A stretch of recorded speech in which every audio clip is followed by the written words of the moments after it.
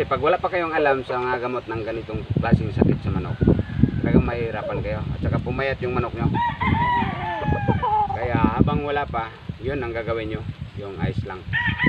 Ilagay dito mga 5 to 10 seconds. Lagay mo ganun. Kailangan talaga kabakyard na may alam kayo para hindi masisira yung mga manok nyo. Saka sa mga ganito kalaki mga sisig, 1.5 to 2 months, 1.5 months to 2, kailangan talaga sa sikreto ko ay putulan ko dito. Ganito ang gagawin ko para mas malakas siya. Bago ko siya ipalabas doon sa nilalagyan niya, putulan ko muna yan ganito para mas malaki dito. Malaki yan, lumaki dito pag malakas talaga siya pag pinutulan bago mo ipalabas sa nilalagyan niya. Yan ang sikreto ko, kaya mas maraming nanalo sa manok ko. Malakas talaga siya. Pero ako lang naman ang naggawa ng manok ko, ako lang nagbe-breeding, hindi ako bumibili. Ano lang,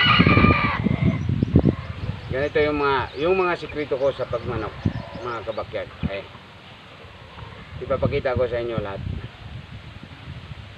para magamit din ninyo. Ganito. Wala pang 2 buwan to. Ganito kalaki. Saka ganito mga kabakyard, pag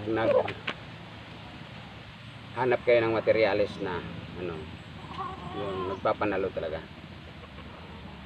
yung isa lang ang lane dito, ganito, yung isa lang ang lane dito, yan ang pinakamalakas.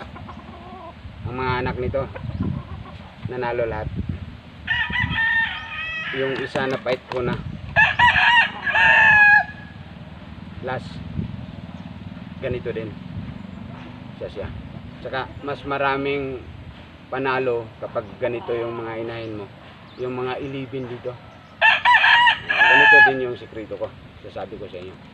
Yung dito 11, 12, 13 yung pinakamahaba sa dami ng ganito.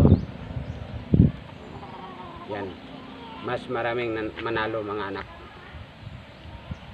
Huwag kayong humawak ng mga